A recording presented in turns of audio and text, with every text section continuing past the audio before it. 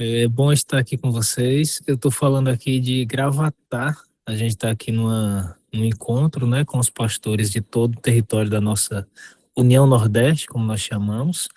São 6 estados e, e é uma bênção poder falar com vocês. Estou aqui num lugar bonito, tá um friozinho gostoso e realmente é uma ocasião aqui especial que nós temos. Parabéns pela iniciativa, tá?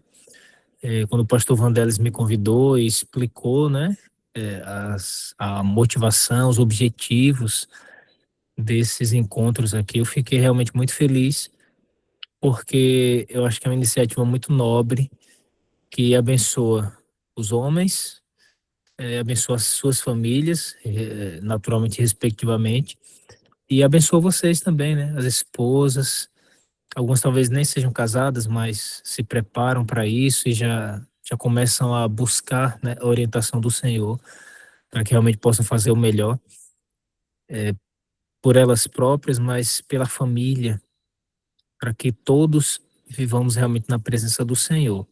Então, eu quero meditar com vocês um pouquinho, não é? Nessa manhã, nesse início de manhã, nesse dia.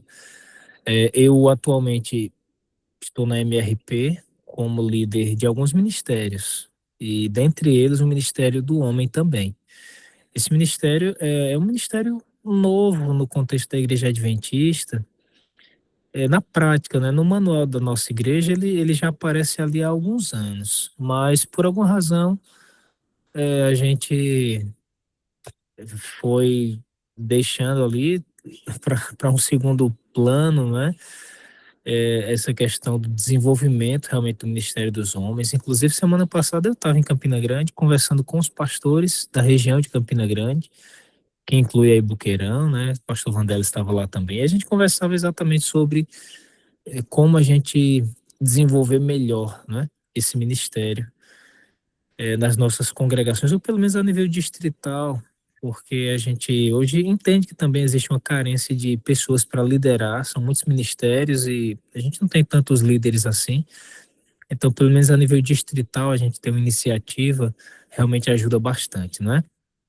E à frente desse ministério, eu tô assim, isso está me servindo para fazer realmente várias reflexões de como nós podemos e até devemos mesmo criar oportunidades para que os nossos homens, os irmãos da igreja, os pais da igreja, os jovens que estão ainda nesse processo de amadurecimento, eles possam internalizar a identidade masculina que Deus sonha para a gente.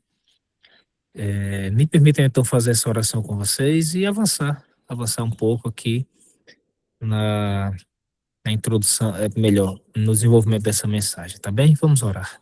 Senhor Deus, muito obrigado por estarmos aqui nesse início de dia, pelo menos da parte clara do dia.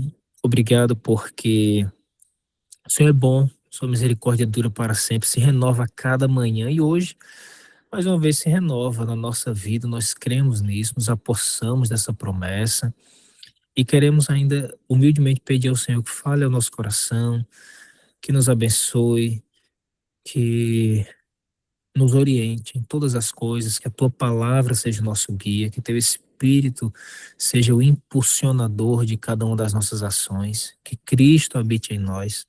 Abençoa cada um dos irmãos e irmãs que se encontra aqui, que de fato, Deus, a nossa busca pelo Senhor e pela tua orientação ela seja constante.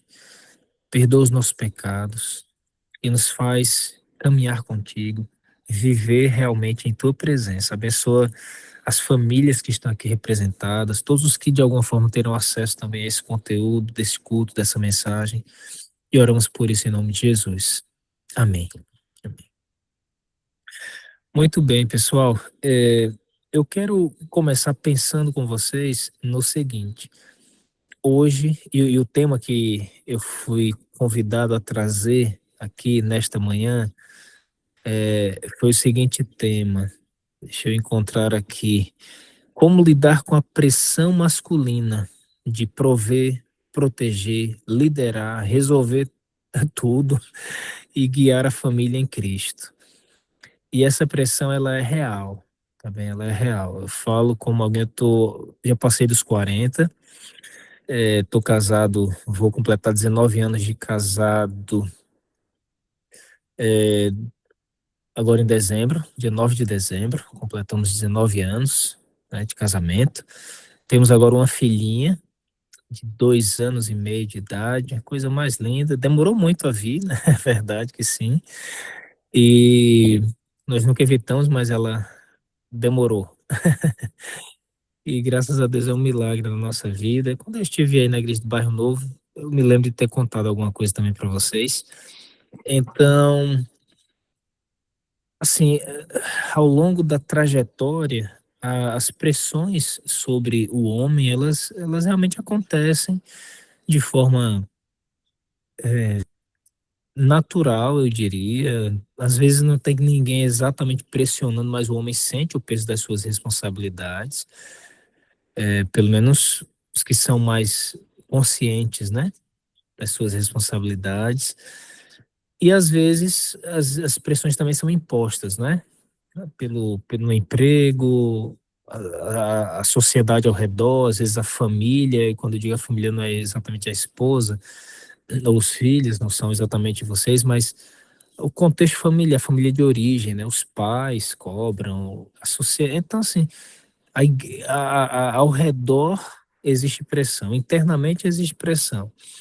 E aí, muitas vezes, dentro de casa mesmo, também existe muita expectativa e algum nível de pressão empurrando o homem para que ele seja isso ou aquilo. Então, é como se as exigências fossem muito constantes e as cobranças. Então, parece que tudo surge como cobrança na mente do indivíduo. E daí é onde entra o cenário da própria igreja, né? Quantas vezes a igreja ela se coloca também na vida do crente desse jeito. O indivíduo ele tem pressão de todo lado. Aí quando ele chega na igreja, é mais pressão na cabeça dele. Você tem que ser isso, você tem que ser aquilo, você tem que ser, você tem que ser, você tem que ser. E a verdade, irmãs e quem está aqui ouvindo a gente, é que a gente, humanamente falando, não consegue ser tudo isso. Entende? O homem ele não consegue dar conta de tudo isso. Então, o que é que ele muitas vezes faz? Ele veste a capa de herói, né? Ele veste a capa de herói, aquela imagem de forte. O homem não chora, a gente aprende isso desde criança, né? O homem não chora, o homem é forte, o homem é realmente. Então, como realmente isso ser levado ou vivido, experimentado pelo homem, pela figura masculina, de uma maneira que seja assim, não leve, eu acho que essa ideia assim do ser leve, ela é muito relativa, certo? Mas ser levado com naturalidade, ou seja, é o preço que a vida traz, porque eu tenho um exemplo na minha família que é muito triste, partilho com vocês, acho que também partilhei quando estive aí, presencialmente em Boqueirão, meu pai, ele não suportou essa pressão toda. Meu pai abandonou a família, minha mãe com 6 filhos, e sumiu. Meu pai literalmente ele sumiu. A gente não sabia se ele estava vivo, se estava morto. Isso foi há muitos anos atrás, então na época não tinha rede social, não tinha nem telefone direito, né? O celular era uma coisa nova pra gente. Então a gente diz assim, o que é que aconteceu com ele? A gente não sabia. E meu pai, ele simplesmente não aguentou essa pressão de expectativas. Isso justifica o que ele fez? Não justifica. Não. Mas explica que é o que hoje, infelizmente, acontece com muitos. Aí talvez você já comece a pensar, tá, pastor, então o que é que você está dizendo? Que a igreja agora não tem que nunca apontar a direção de onde o indivíduo deve caminhar, ou que eu, como esposa, nunca devo cobrar alguma coisa, exigir de alguma forma. Não, não é isso. Não é isso. A gente sabe que essas realidades, isso daqui vai acontecer. E eu até diria que precisa também, porque nenhum ser humano ele é um gênio, assim, uma pessoa, só Jesus Cristo viveu aqui foi assim, que ele sabia exatamente tudo que ele tinha que fazer. Jesus viveu de uma forma onde a missão dele, o propósito dele, o comportamento, a conduta, tudo era muito claro na mente dele e ele foi lá e executou. Agora, nós, seres humanos, pecadores, degenerados, a gente não consegue se guiar dessa forma. Então, é preciso, sim, que daqui a pouco um fale, outro dê um toque, a esposa está aí para isso, e aí é onde a gente entra exatamente no tema de hoje, né? Qual é o papel da esposa, da família, principalmente da esposa, da companheira, né, em ajudar o indivíduo a lidar com tudo isso. Então, eu queria pensar aqui em dois contextos. O primeiro é o contexto da ansiedade e da pressão. Tem algumas passagens bíblicas que eu queria só passear por elas assim com você muito rapidamente. A primeira delas é Êxodo 6, verso 9. Êxodo 6, 9 diz assim, olha, Êxodo 6, 9. Desse modo, Moisés falou aos filhos de Israel, mas eles não deram ouvidos a Moisés, por causa da angústia de espírito e da dura escravidão. Essa palavra, essa expressão traduzida aqui como angústia de espírito, ela tem uma relação direta com o tema da ansiedade. É tanto que em algumas versões aparece ânsia de espírito. É como se fosse. é, eu fui no texto original, ali que é o hebraico, para tentar entender. Aí diz assim: é um espírito curto. Ou seja, é como se você, a sua mente, ela tivesse tão angustiada que você não conseguisse ver além de determinado limite. E é exatamente isso que a ansiedade, hoje nos dias modernos, ela provoca em nós. A ansiedade, ela não permite que a gente olhe ao redor e veja saudavelmente o que realmente está à nossa volta, o que está à nossa frente, né, o futuro que se desenha, porque você está tão angustiado, temeroso, que você diz assim, não, eu não... Enfim, você não consegue ver. Isso daqui é tão sério, porque Moisés estava falando em nome de Deus para o povo, e o povo não conseguia ouvir o que Moisés estava dizendo. Então, em outras palavras, a mente ansiosa, as preocupações, elas nos impedem de ouvir a própria voz do Senhor e qual é o projeto dele para a nossa vida. Foi isso que aconteceu com essa geração aqui. Deus veio para libertá-los do cativeiro e eles não conseguiam enxergar isso porque estavam ansiosos. E ansiedade é o mal do século. Vocês sabem, o Brasil já é considerado o país mais ansioso do mundo e, na minha expectativa, isso só vai piorar. Primeiro porque a condição social do nosso país ela é ruim, né? Ela é ruim. O dinheiro não chega para dar conta das necessidades que temos muitas vezes.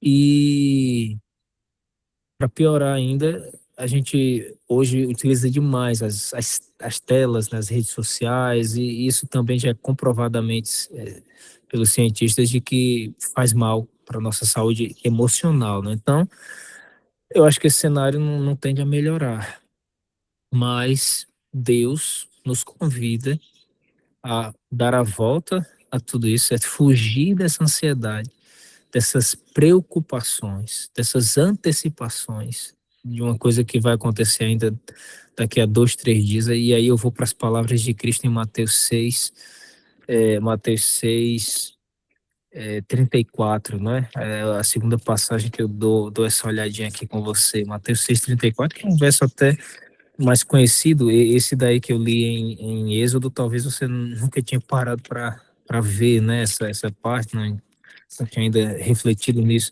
Mas em Mateus 6, embora seja muito conhecido, me permitam ler aqui, diz assim, né?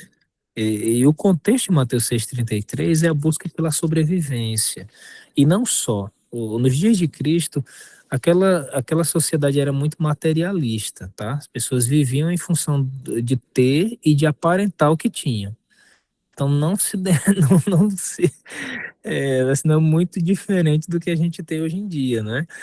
Então, Mateus 6,34 diz assim: não se preocupem com o dia de amanhã, pois o amanhã trará os seus cuidados.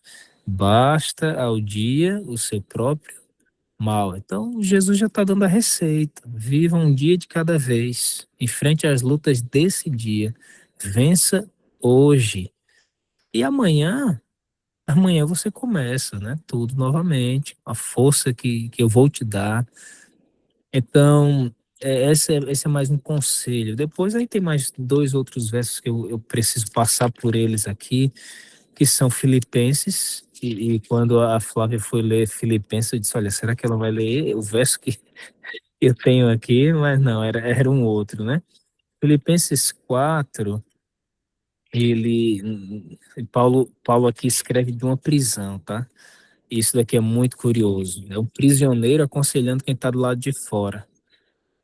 Isso, isso é uma coisa realmente estranha.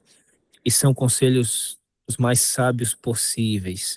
Paulo diz assim, 4:6 de Filipenses, 4:6, ele diz: Não fiquem preocupados com coisa alguma, mas em tudo sejam conhecidos, perdão, diante de Deus, os pedidos de vocês, pela oração e pela súplica e com ações de graças. E aí a seguir ele vai dizer: A paz de Deus, que excede todo o entendimento, ela encherá o vosso coração. Então, ele está dizendo, a paz que não dá nem para entender. Paulo está dizendo exatamente isso. Olha, não dá para entender a paz que vem de Deus. Ela vai encher o coração de vocês se vocês simplesmente colocarem tudo sobre ele, coloquem o fardo sobre ele, as ansiedades sobre ele.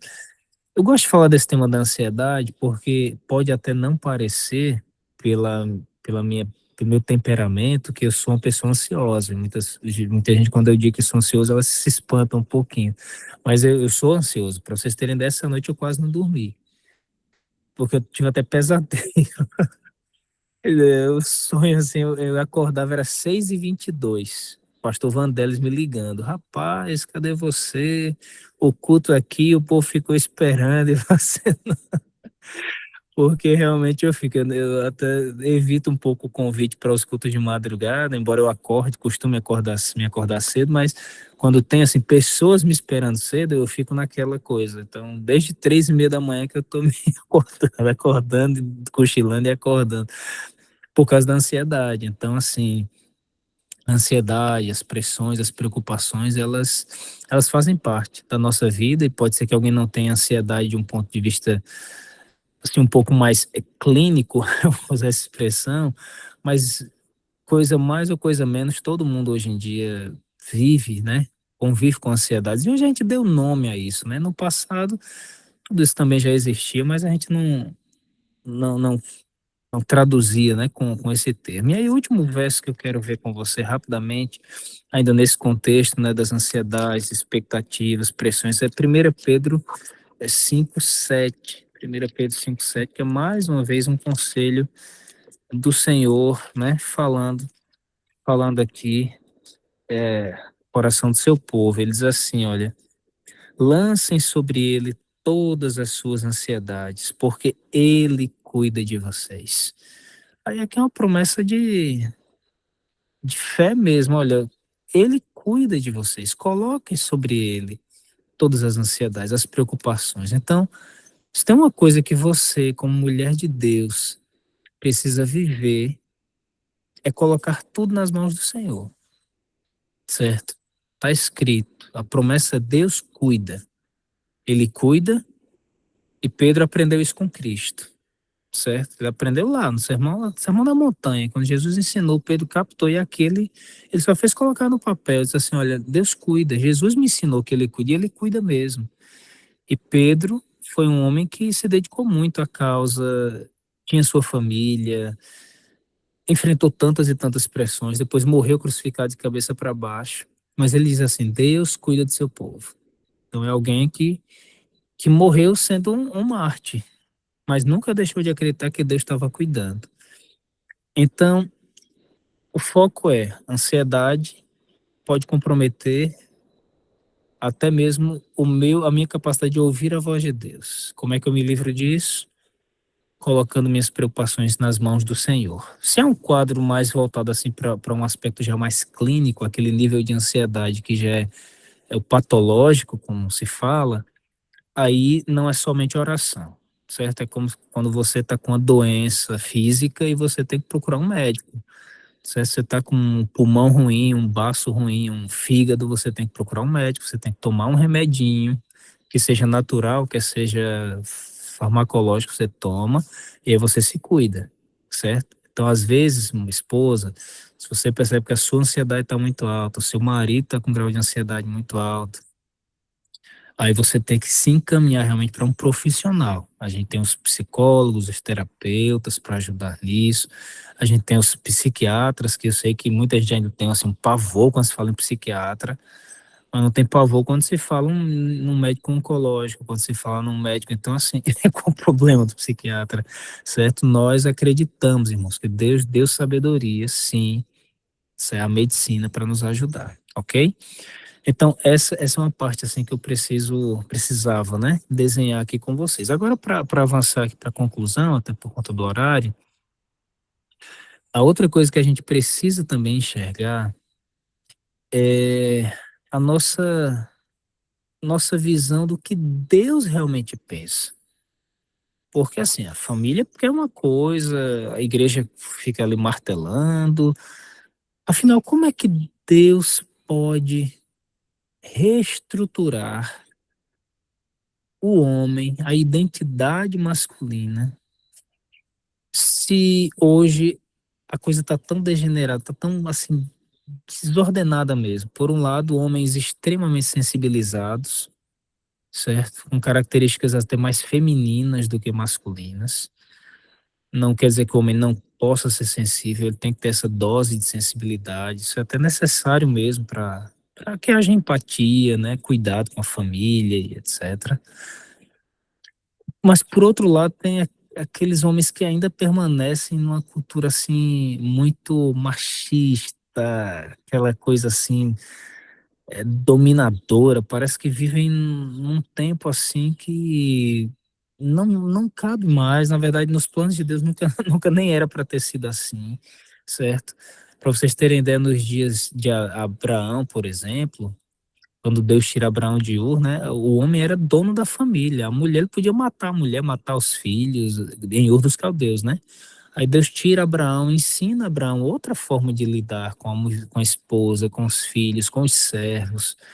Então, assim, só para você ver que Deus, no plano dele, nunca era para ter sido assim. Eu estou falando de Abraão, mas quando a gente pensa no plano de Deus mesmo, eu acho que nada é mais honesto na nossa busca do que a gente ir lá para a origem de tudo, que é o Gênesis, certo? Que é o Gênesis. Então, se a gente vai para Gênesis, e aí eu vou convidar você para a gente ter aqui pelo menos mais 10 minutinhos, 9 agora, no livro do Gênesis, a gente vai encontrar aqui, eu vou ler dois versos com vocês, que eles acabam revelando muito sobre o que Deus planejou para o ser humano. O primeiro deles é 1:27, Gênesis 1:27, que diz assim: Assim Deus criou o ser humano à sua imagem, a imagem de Deus o criou.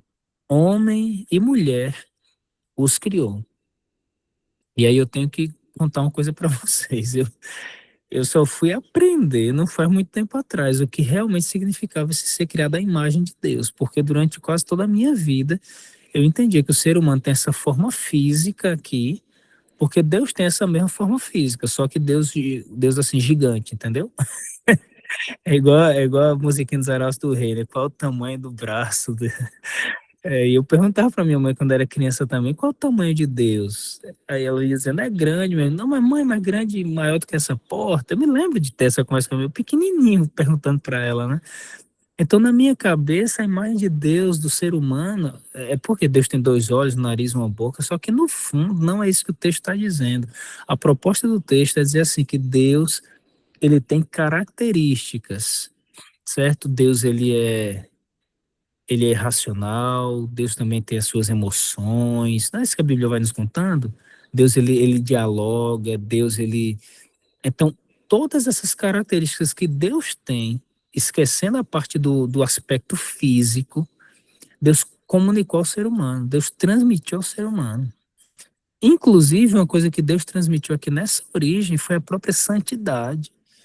Por isso que Deus lá na frente vai dizer, olha, sede santos, porque eu sou santo. Porque no princípio, ele deu santidade também para o homem. O homem A proposta divina é que o ser humano, assim, muito acima de toda a criação, o ser humano conseguisse se conectar com Deus de uma forma tão intensa, porque é racional, você está entendendo?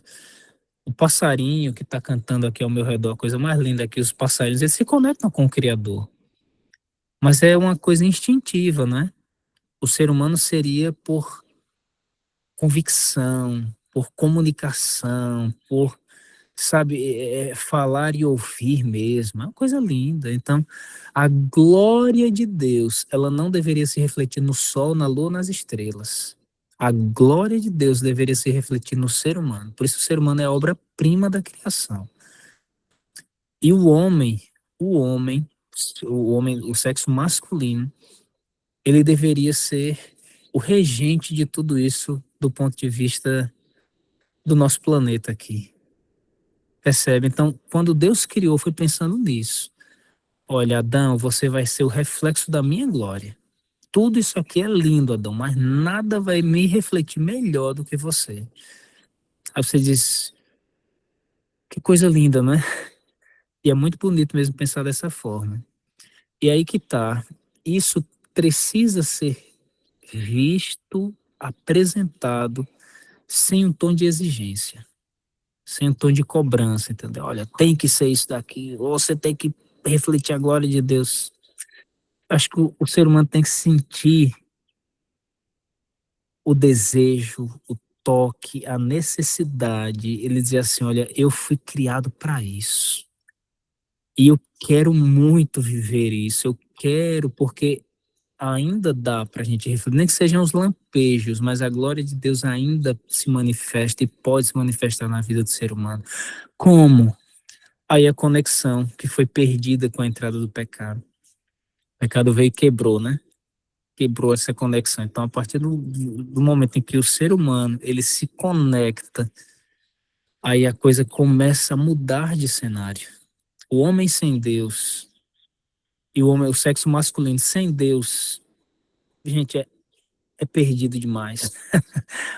A mulher se perde pelo caminho, mas o homem, ele se perde muito mais. Porque o homem pecador, por característica quase que natural, ele é polígamo. O homem pecador, ele não tem essa cabeça assim, de ter uma só mulher, não. É normal, ele quer ter algumas. O homem destituído da glória de Deus, ele não se satisfaz com nada. Percebe? Ele vai ser sempre um ser assim, insaciável. Ele quer sempre mais uma coisa que ele não sabe onde buscar, não sabe onde se satisfazer, onde encontrar. E olha, eu tô falando isso, não pense no seu marido, simplesmente, pense no mundo à sua volta. O mundo está como está, porque o ser humano está, como disse Paulo, e a Bíblia está destituído da glória de Deus. Então, a busca por essa glória é a primeira coisa que o homem precisa fazer. Porque se ele se encontrar com a glória de Deus e fizer isso assim todos os dias, presença do Senhor, Senhor, eu senti, eu não sou nada. Senti, meu Deus, eu sou um ser humano perdido, insaciável, que só vou buscar o que não presta. Nunca vou conseguir nem me satisfazer, nem se satisfazer minha família. Esse é o homem sem Deus. Então, não é que ele sinta peso de exigência, é peso de necessidade, de quase que desesperada, de viver na presença de um Deus que é o único capaz de restaurá-lo. Então, os homens que hoje conseguem todos os dias vencer essa luta, porque é a luta contra o eu mesmo, esse eu pecaminoso. E é diária, porque você vence hoje, quando é amanhã você pode cair e atrapalhar, se atrapalhar todo. Então, você como esposa, você tem que ajudar o seu homem, as irmãs que estão aqui, acho que é a maioria, né?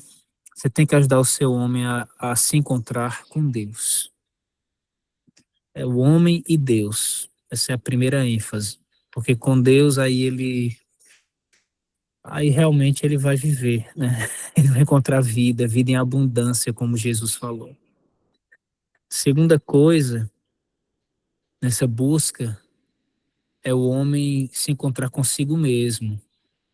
E aí Gênesis 2, verso 15, apresenta aqui mais um propósito divino original, né? O Senhor tomou o homem, 2,15. O Senhor tomou o homem e o colocou no jardim do Éden para cultivar e guardar. E aí eu encerro com isso. A ideia de cultivar e guardar o jardim foi o plano de Deus para manter o ser humano perto dele, certo? Cuidar do jardim, cuidar da criação, cuidar da família, porque tudo está incluído, tá? O ser humano, ele cuidaria, o homem, ele está falando com Adão, tá bem? É com Adão que ele está falando aqui. Cuidar disso era o plano de Deus para o ser humano não se afastar dele. Ele não cuidou bem de Eva, e aí a coisa não deu muito certo. Então, o homem, ele precisa ser esse cuidador, sim, tá no plano de Deus original. Por isso que até hoje a gente carrega esse DNA de protetor, né? O homem tem essa coisa de proteger, de guardar, ele quer proteger o que é dele, a esposa. Só que aí com o pecado aí quer proteger às vezes de forma agressiva, de forma desestruturada, né? Mas sim, tá no DNA, Deus plantou lá.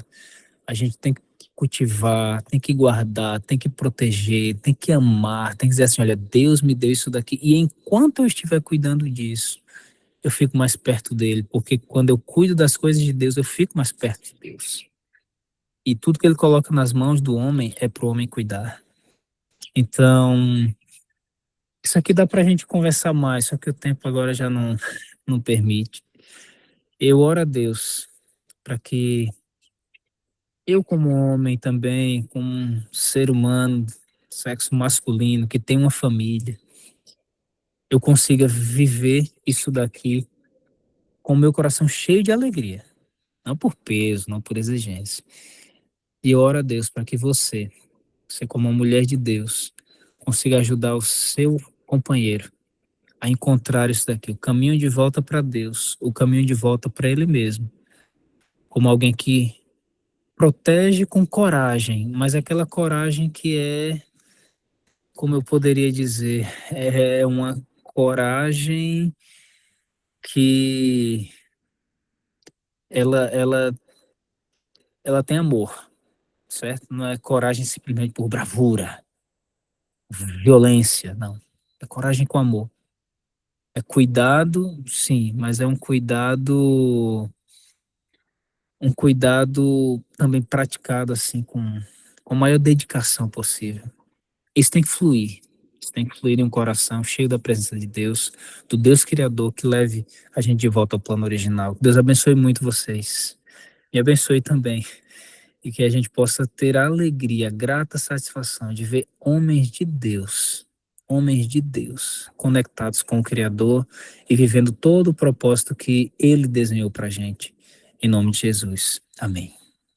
Senhor Deus, muito obrigado, Pai, por esse tempo que passamos aqui juntos. Os desafios são muitos, a ansiedade é grande, as preocupações são constantes, mas temos um Deus que está acima de tudo isso, que cuida das aves, cuida dos seus filhos. Um Deus que desenhou um plano para o ser humano, um plano para o homem. Esse plano foi arruinado, foi totalmente desorganizado, desestruturado pela entrada do pecado. Mas o Senhor continua agindo, teu Espírito continua passeando, pairando, Deus, para trazer ao nosso coração a verdadeira identidade que o Senhor sonha para nós. Abençoa os homens desse distrito pastoral em Bairro Novo. Abençoa, Deus, todos os esposos que estão aqui representados, os filhos, Deus, aqueles jovens que ainda estão crescendo, se desenvolvendo, que precisam aprender o que é ser um homem segundo o teu coração. Deus, por favor, abençoa. Dirige, guia, cuida da nossa vida e que realmente possamos encontrar no Senhor toda essa força necessária. Em nome de Jesus. Amém.